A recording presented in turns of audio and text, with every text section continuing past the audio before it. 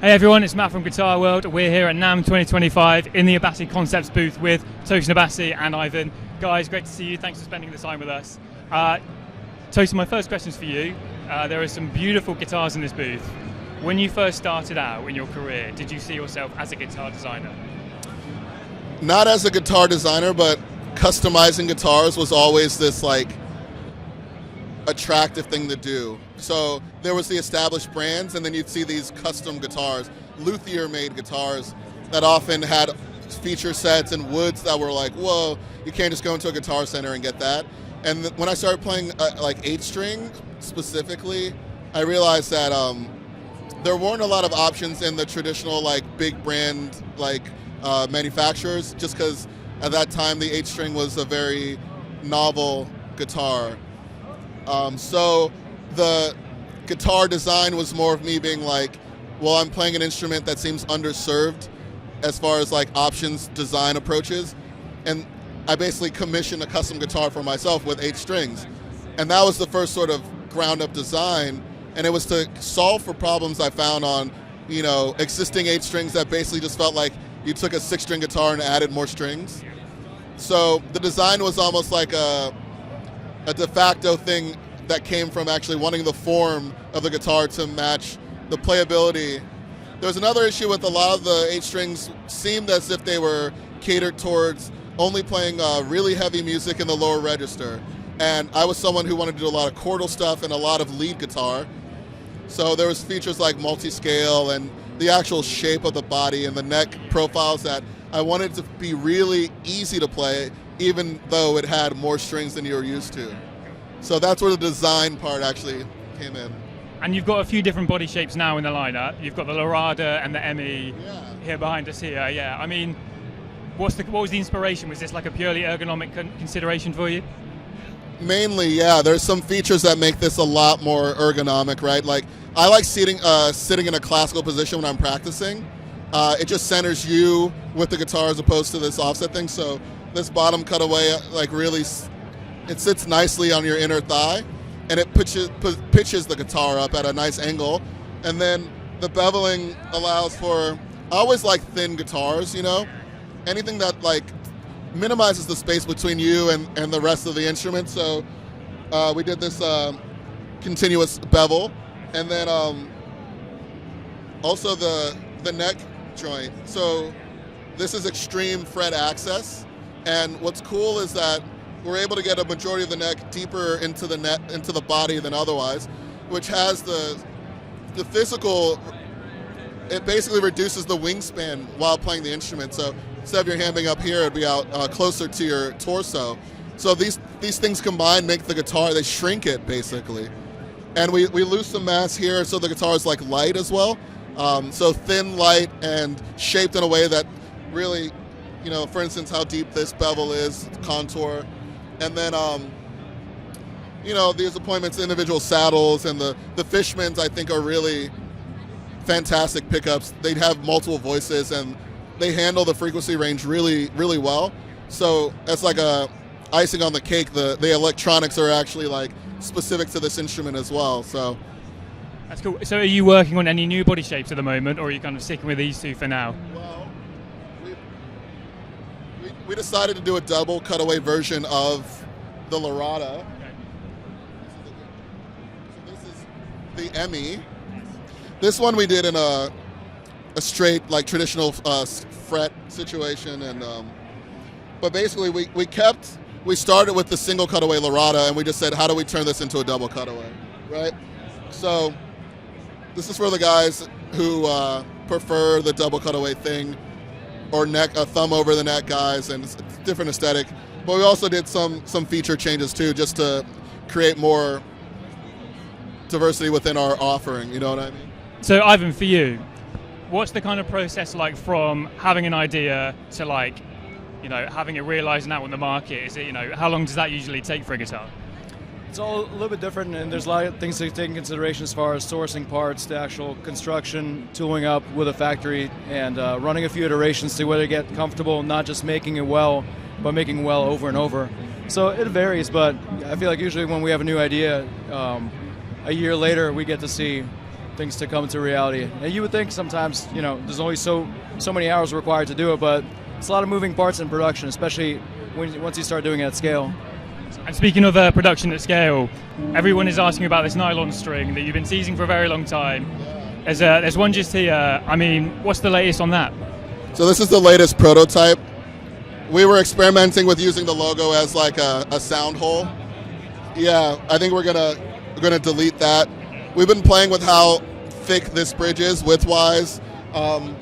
It's basically an attempt to create a nylon string instrument that is a lot of the same design concepts from this, so multi-scale, thin-bodied, ergonomic, but it's for guys who maybe aren't traditional classical players, but do want a nylon string guitar for recording and specifically for stage. So my band Animals as Leaders, we have compositions with nylon guitars, but on stage, a fully resonant traditional classical guitar feeds back. You can't have a wedge at volume if you got a drum set behind you.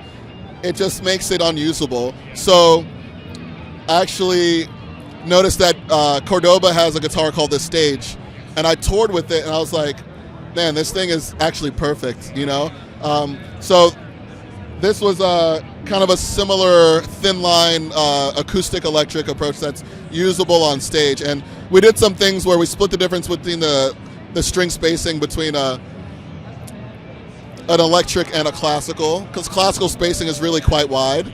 We wanted something that if you didn't play traditional classical and you're an electric player, you could get on this and it wasn't as like jarring, So the neck profile is closer to an electric guitar, and the string spacing, we basically hybridized it. And what's really cool is that on a nylon string guitar, you could never play the 19th fret. And I really like that you low-key can play like lead, like you can sweep pick on this thing. So it gets you the nylon string sound without the physical limitations of being on a traditional acoustic instrument. And we're working with Fishman on a pickup that, piezo pickups can often have a transient attack that's a little papery. You can always tell when it's piezo. Fishman is like, they're geniuses at making these direct systems sound like they have that depth and ambience you would expect from acoustic. So we're really proud of how this actually sounds like plugged in. So. And you've been doing quite a lot with pedals recently as well. Yeah. And also strings, some strings. So are you kind of what's the latest on your wider category? Yeah, here you go. Yeah. This is the microaggressor. Basically there's two compressors inside of one housing, and the first one is has a transformer at the output stage, and we wanted something that had a very amp-like feel and had tons of character. But with getting that, a lot of time the challenge is feeding extended range instruments, low-tuned guitars, high output pickups into that signal, and it'll be nice in the mid-range, but the low end won't always keep up. So we've shaped it with two compressors where you can blend in the second one that's a lot more modern, kind of a raw style bass compressor, but tuned to handle low end well. So you get a very nice tight low end that you can blend in with a more characterful and colorful mid-range. So, and do you have any more pedals like in production at the moment, or are you like brainstorming ideas? A few years ago we did a drive pedal called the Pathos, and it was an attempt to do an amp in a box thing where it is primarily I use it for leads. I'm a big fan of like Dream Theater. John Bertucci has a very like harmonically rich, sort of like smooth sounding lead. So this pedal, I think it really feels good to play, and it kind of gives a bit of that. And if you're a pedal platform guy, it's an excellent lead channel, and it surprisingly, if you dial back the gain on it, it acts like it's a really cool sort of hot clean. Yeah, but dynamically it feels like it breathes with you, which is, we're all about, we're both guitar players, and like the reason we're designing gears, we're making things that we wish existed. So we really think that pedal sounds great. And this compressor, I think guitar players don't often understand compression. Maybe the engineer mixing their record really does. So I think it's a secret that some guitars are missing. And a lot of pedal compressors, I think, are designed to do something similar to a studio comp. And we decided to make one that actually, it's a boost style compressor that has like it enhances the transient attack without a hard clip. And it just, you literally could use it to drive the front end of an amp. But when you play it, you notice the things like tapping and really intricate stuff, all those details come to the surface, but it physically feels like your amp is giving more, which is amazing. Yeah. So while on the topic of gear, it's interesting that kind of nowadays a lot of people are switching from tube amps to amp modelers, whereas you've kind of gone the other way, you were back on tube amps. Kind of what facilitated that move, and are you still kind of using those amps now? You know, I think it's a use case scenario where, depending on the gig, even if you wanted to take a tube head, maybe you're flying to Romania, so there are times I will use modelers, and they're fantastic companies. Like, we work with Neural DSP, we have software with them. They cloned my tube rig, and it's shocking. You've used these things, like, so our feeling is that modelers are basically perfect, especially at the end of the chain when you're hearing a mixed record or a mixed band, but there's nothing that defeats the experience of plugging into an amp and a cab in the room. And I think it's not knocking modelers, it's just saying there's literally physical differences between how the sound is being produced. So for me, it's like a love of both, right? It's like, I still like engines, but you know, EVs have their place. So like I said though, for us, this is a passion project, so I think we want to do it all. So there is the software, but we definitely bias ourselves sometimes towards what feels good and what sounds good in the room. So that's pedals and maybe even amps in the future. So just one more question on kind of new music. What are you working on at the moment? Is there a new Animals as Leaders record in the works? Kind of what's the latest with that? Yeah, so we are about to begin pre-production on an album. Yeah, we do have some touring. Like, we're headed to Europe in a few weeks. So if you're in Europe, Animals as Leaders 10K or 10-year anniversary tour.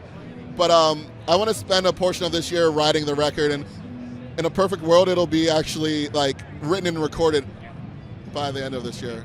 So I remember once you said in an interview that you were toying with the idea of maybe doing a blues album at one point. Is that something that's still in the cards? Would you still want to do that? This is funny because Ivan is a fantastic blues guitarist, and I had like never really gotten into the genre, and you know, hanging out with him. And there's amazing players like Josh Smith and Eric Gales that I'm like, okay, I've been missing out. So I had a moment over the pandemic where I was like, I'm learning the blues, and I got really into it, and I said I'd do an album, but I gotta respect the art, and that I don't know that I've evolved to the point where I can say you know what I mean? But it's fun to mess around with. You'll probably hear some of those elements, yeah. So in terms of kind of the music you're working on, I mean, you're kind of really well known for pioneering new techniques and like a protest guitar. Are there any new techniques that you're working on at the moment? You know, it's funny, it's more of trying to use the techniques that I have in more like diverse ways. Because at a point it's about how effectively you're using what you already know, as opposed to thinking you got to add more novel stuff.